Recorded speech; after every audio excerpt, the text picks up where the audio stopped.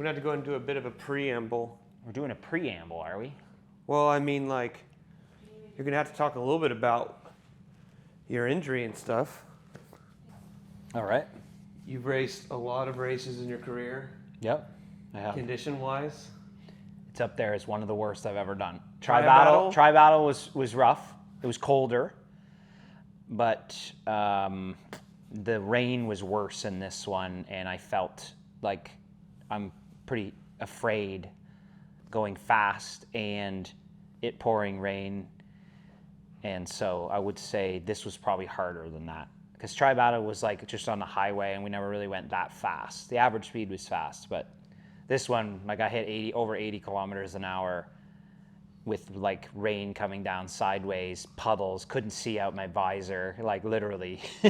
And I'm like, if I hit a puddle, a big puddle, like I am going down. So I hit the brakes actually coming down. We have like no footage of this because literally, can you just describe the conditions from the time you woke up until you finished? The conditions were such that when I was in transition, I was getting my bike ready and I actually thought to myself, I would like to get a flat tire today, I think.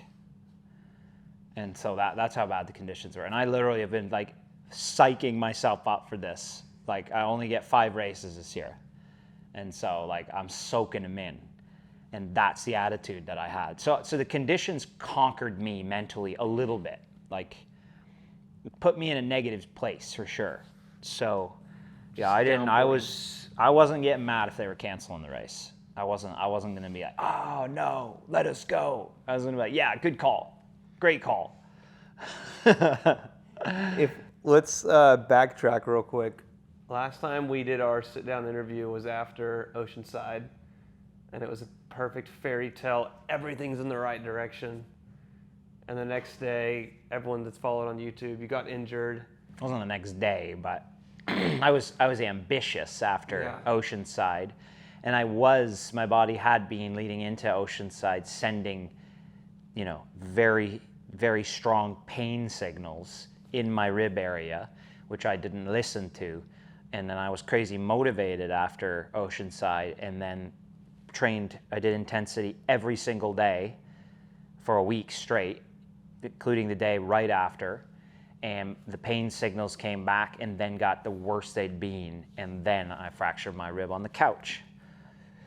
So yes, it was, everything's moving in the right direction, and then humiliating in the sense of like, I did this to myself and like I was moving in the right direction and now I'm literally injured and doing nothing too. It was a little bit worrying because like it hurt to do everything. It hurt to breathe. And it was like allergy season and stuff. It's always allergy season in the desert, but it was heavy allergy season and stuff. And so, you're sneezing a lot and stuff. So it was like, I was very worried that the season might be over here. And season completely shifted, and you really didn't even know what race you were going to do. You were thinking... I literally, I took everything off the schedule. Well, I put my name on 3 races, Mont Tremblant. I should put my name on Chattanooga in case that worked out. Or not Chattanooga, Boulder. Mm-hmm. And then Mont Tremblant, Placid, and Frankfurt. Because like I was like, we may truly, I'm letting this thing heal, because if I re-injure it, the season's over. So like I might not be racing until Frankfurt, and then once again trying to get the last Kona slot, as I've done many years. So we go to Germany, you have a successful trip, and then you're like, you get back home, you get swimming, and you're like, I might be able to do. I was still crazy worried. I mean, I was still crazy. In that trip, if you recall, we did that swim in that outdoor pool, and my rib like the next day like hurt. Like I was like, ooh. Remember I said, I was like, I don't think I should swim anymore this week. Like I think that's a mistake. So that was how many weeks ago is that now? Was that 8 weeks ago? 8 weeks ago. That was 8 weeks ago. Less than that actually. It was like 7 weeks ago, and I was like, I don't think I should swim. So then I came back, and then the water was warmer here in Tucson. So then I think that helped, because then the muscles weren't as tight, and then I was able to get back into a groove. But and yeah. And Hannah, was it Hannah that told you the skier at the feed chute. That you'd feel the That rib. you would feel she's an alpine skier, and she had a broken rib at the same time too. And she was like, it's not just going to go away.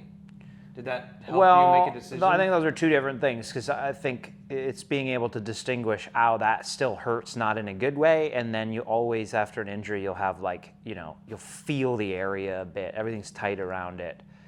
And so for a minute there, it was still the not good pain. It was not the trained pain. And then now I think it's more, because I can still feel it now. Literally 2 days ago, I could feel it. And now I'm hoping it's more just the phantom pain or whatever you want to call it. Like it's healed, but like the body is still sending a little pain signal. So I'm still being cautious. Yeah.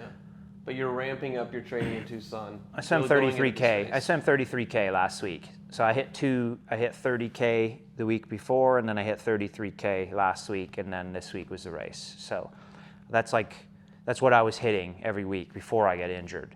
Now I'm doing probably a quarter of the intensity that I was doing. I'm doing it mainly zone 1, you know what I mean? Zone 1 and 2. So I was a bit insecure about that coming into this. I wasn't swimming as good as I was swimming going into Oceanside coming into this one, for sure. Can I get back there? I think I can. I don't think I need as much intensity perhaps as I was doing into Oceanside, but I do think I need more intensity than I did into this one. I didn't feel as good as I felt. So it's all good. It's a work in progress for sure. Understanding the body, understanding how far I can push it, and just adjusting training based on how I feel. So this morning your alarm goes off, or all week we've been knowing about the weather, looking at it, trying to decide what you're going to do, whether it's wear a rain jacket, a vest, whatever it is. And then the morning the alarm goes off, I saw you come over here and open the door and look outside, and you're like, it's going to be one of those days.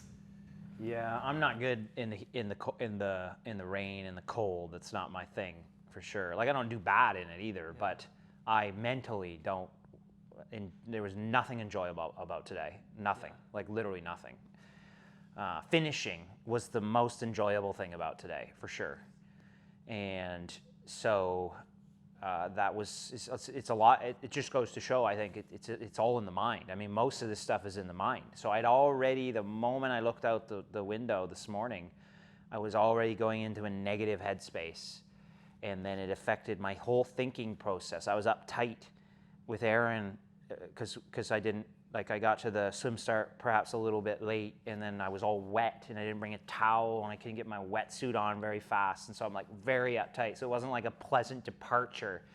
Usually when we depart, it's a real nice moment. Mm-hmm. And this time it was a very anxious, it just, the whole thing affected me from the moment. So it was a fun lesson anyway, of maybe next time if I'm in this situation, I can control myself better. There's the lightning. Glad that didn't happen until just now, because that would have, I think they canceled the race and you can stay out. You can stay out on your own choice on the bike, but I believe they officially cancel the race or something when that happens. Wow. Due to their insurance policy. So we get down there, you start getting your bike ready at transition, and it is just downpouring. It was just miserable. It was a miserable day. I have nothing good to say about the weather other than that the rain gives the plants the nutrition that they need to grow. We go over to and the we swim need start. to eat the plants. That's the only good thing I had to say about today. We go over to the swim start, and you're sitting right there. They delayed it a little bit, then they shortened it. Mm-hmm. What went through your mind then? I don't think they shortened it as much, because if you look at the average pace times in that, definitely those ITU guys are not. Yao Pereira probably dives in a long course meters pool and warms up around that pace that he averaged. So I don't think the average pace was 117 per 100. It's probably when they shorten the swim and tell you the distance, it's definitely a made up distance. It's not accurate for sure. They shorten the swim though, for sure. How much, I'm not entirely sure. Yeah. But yeah, I mean, I'm a triathlete now. I'm not a duathlete. I mean, my competitors maybe still think I'm a duathlete, but I'm a triathlete. I'm invested I couldn't care less about having the fastest anything. That is irrelevant. And so, of course it benefits me shortening the swim or canceling the swim because my strength is a bike run, but that's not happy. I'm not happy about that at all. As I'm working crazy. I'm not swimming 33K a week to have the swim shortened, So it's like I'm working hard at that, and I want to one day be actually mad, when they cancel or shorten the swim, like be really upset about it. Actually, I'd love to get myself to that point because it's a weapon of mine. You came out with a very slight deficit. It's hard to know because it's not a true 70.3, but you were about 117-ish down. I was 111 down. 111, sorry. Yeah, I worked pretty hard for that 6 seconds. So. When you first heard 70 seconds, what were your thoughts? Were you happy? Were you like, nice? Or were you like, that's where I should be? It didn't. My perspective has changed so much on all of this after years of whatever I was doing. And now I feel like I'm back on track. I don't care. I don't care what the deficit is. I didn't care in the beginning. You imagine when I came out at this race in 2014, the deficit, I believe, was 4 minutes, 50 seconds. What do you think was going, like, if I cared then, what do you think would have happened? So I'm back there now. I couldn't care less what the deficit is. I don't care. So did it have a positive effect on me? No. Did it have a negative effect on me? No. That's the deficit. It's just information. And so it didn't actually, interestingly, it's certainly my best deficit, yet the strength of field here was so high and the biking was so hard that it was the latest I entered the lead in this race. I never entered the lead in 2014, but in a non-world championship event, this was the latest I entered the lead on the bike with the smallest swim deficit I ever had. So it just shows like how much this game has improved and changed since 2015, which was the first time I did it, and it wasn't a world champs. Yeah. So that information is not relevant because it doesn't change my tactic in how I need to race at all. Mm-hmm. So it was like it didn't matter.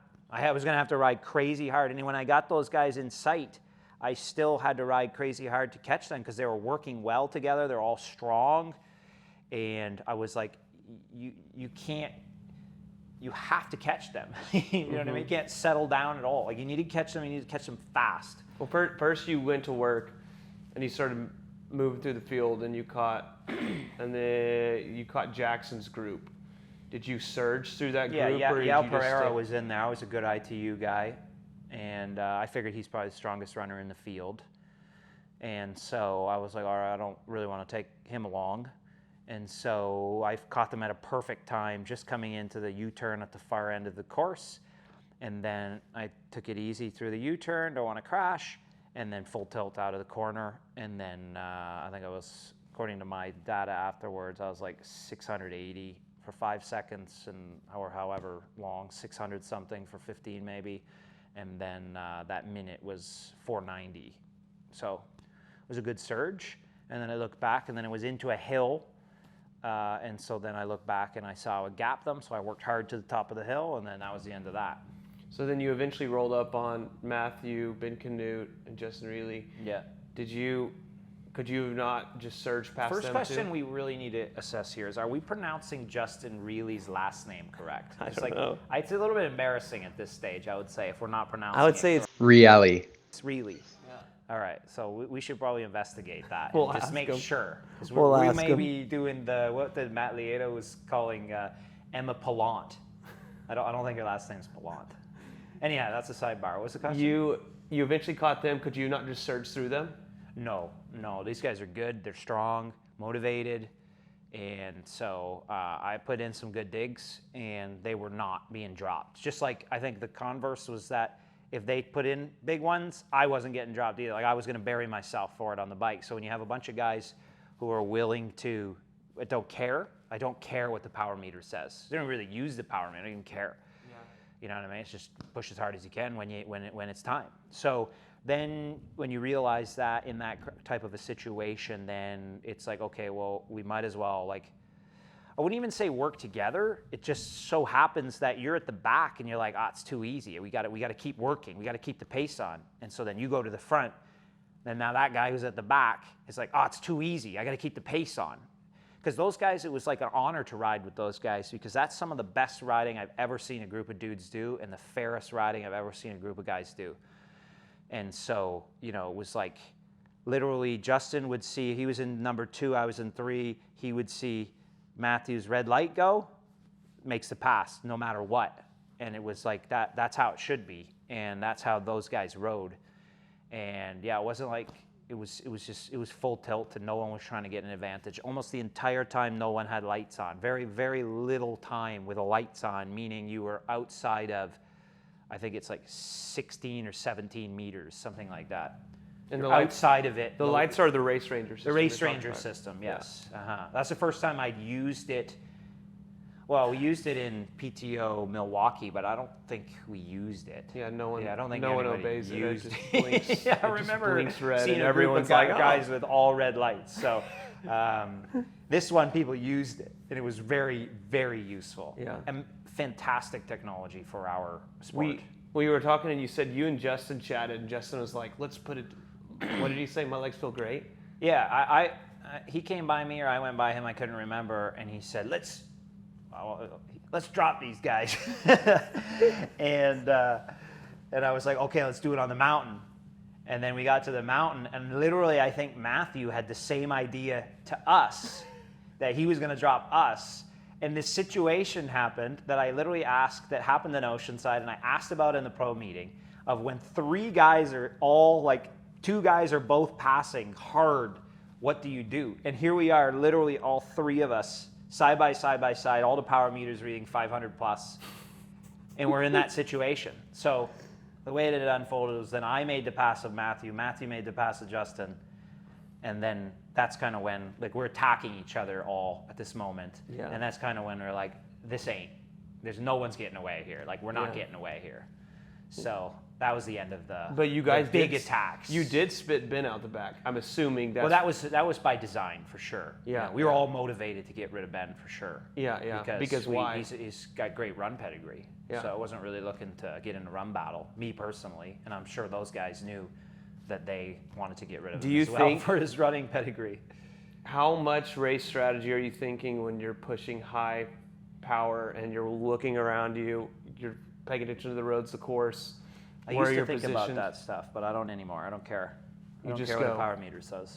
Sorry, not power meter. I'm talking about race dynamics. Like, you're seeing where people are at. You're trying to decide when to go. It's a part of the game for sure.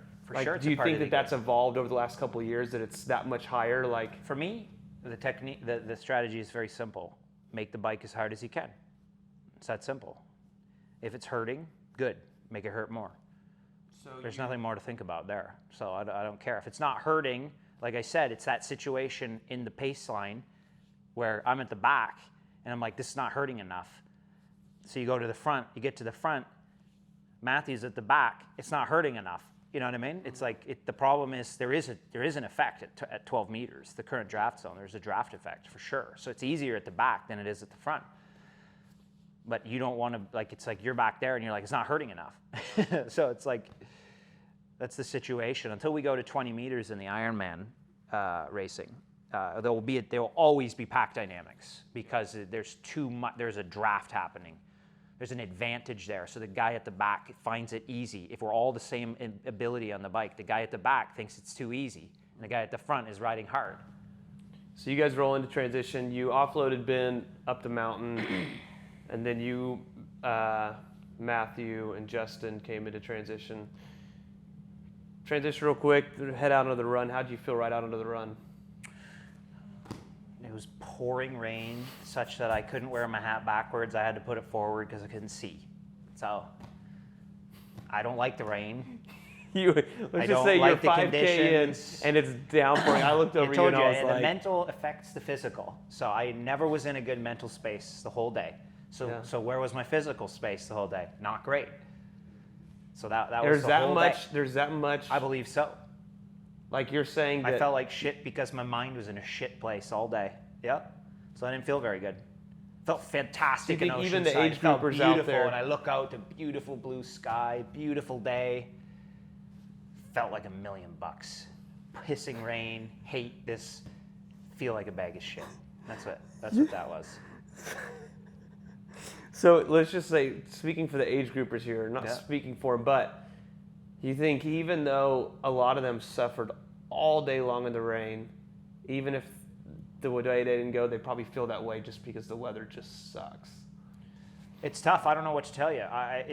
There's something there to be learned, for sure. There's something there to be improved upon, for sure. Does this give you like... I talked to someone actually before the race who was excited about the conditions. Ben Canute really they were was. hoping the conditions Yeah. would be bad. I wonder, wouldn't you love to ask them how their day went? You know, do a follow-up. Oh, I had a great day. Yeah. You know, like, I bet they do. I don't know. Ben Canute said he loves these conditions. He said he's hoping it was gonna. He's like, this is true grit. You got it. And then he comes through at the very end. So you hit the run, turn around, you come back, you kind of get a sense where everyone's at. I was 45 breaths to Matthew and Justin, and I was about 65 breaths to Ben, and I was about 100 breaths to Jackson. So I knew, you haven't won until you hold the tape. But I knew I was in a good position for sure. And good thing, because my stomach was giving me problems, and I felt like I could puke. And so I had to start to lay off the carbs, try and get water in, try and get the solution diluted, because I probably just overdid it a bit. Probably on the bike, I went too heavy, and the combo of this Striker and the Morton all together maybe was a bit too much. How much I did it relative to the amount of water. Yeah. So you cross the finish line, and there's you're like excited that you're winning, but then also you're like, are you more happy to be done than you are excited to win? The mental affects the physical. So Oceanside, I was crazy pumped. I'm talking like I'm taking your arm off. And this time I'm like, what a relief this is. What a relief this is. That bad. So it's like, if I knew that this was going to be the condition, I probably would have been like, I'm good on Tremblant this year. Because I just don't like it. I don't like it. Maybe I could train it, but I ain't getting any training in this in Tucson, I'll tell you that. Because it's like we don't get this kind of weather. We get the monsoons a bit, but you don't pour rain all day like this. So you just don't train at that 1 hour window when it's pouring rain. Or you train indoors. So are you happy? Like, we're on this continual pursuit of happiness. Am I meh? I'm not meh. Do I sound meh? Like a little bit. I'm not meh. I'm grateful. I'm very grateful. We've been here before when you're like, meh. Yeah, that was last time. Meh. It's a privilege to do this. I had a broken bone 10 weeks ago in my body. I heard it break. And it was excruciatingly painful for a while. And I had the privilege to do this race in difficult conditions. And, I'm grateful that we had these great volunteers. I can't even wrap my head around standing out there. I mean, the race literally just finished. Like, literally, the volunteers just packed up. You know what I mean? Like, I've been in here for like 5 hours, and they're just packing up. So, I trained hard. My body responded the absolute quickest that it could respond. I'm happy, very happy. Things are moving in the right direction. We're back on track. The season's not over. I will call upon this experience. I call upon the tri-battle. That's literally what I said to myself. Well, I did tri-battle that one time, and it poured the whole bike in half the run. And this will be my new call upon when the going gets tough. And I also have some work to do on my mental orientation to these types of conditions. For next time, maybe I can be a little bit better. So I'm not meh. I had a great time. It was great to race those guys. And Ironman's up next. The Ironman is up next. You got Ironman up next. You're the only one right now with 2 70.3 wins on the thing. Are we going to see you do the series? I don't know if that's true or not. You might want to fact check that. I don't know if that's true, but Male. Okay. I believe so. Am I doing the series? I'm everything by ear. Play it all by ear. You win Oceanside, you're like, I'm doing St. George in a month. 4 weeks off swimming. I can't control the future. Yeah. So I'm focused. Everything's moving in the right direction. I got Placid up next, and we'll go from there. Listen to the body. The only thing you need to do, listen to the body. And we are lacking a bit of footage out there on race day because it was. I mean, the coverage half the time couldn't even get going. Yeah, So yeah. I think a lot of the fans were very upset because there wasn't a lot of coverage. But it was just an extremely difficult day for everyone involved. Yeah, yeah. I mean, they had like trash bags, water bags, this is one everything. You'll remember. It's like, This is one everyone who was here today will remember. This one, you'll think back to this one. Imagine if let's just be thankful it was pretty warm, 60 degrees, because this would have been just chaos. Yeah. Thanks for watching, and we will catch up on your Ironman build, your first Ironman build. Since I retired in Kona in 2022, down in the Energy Lab. We'll see you soon. Thank you.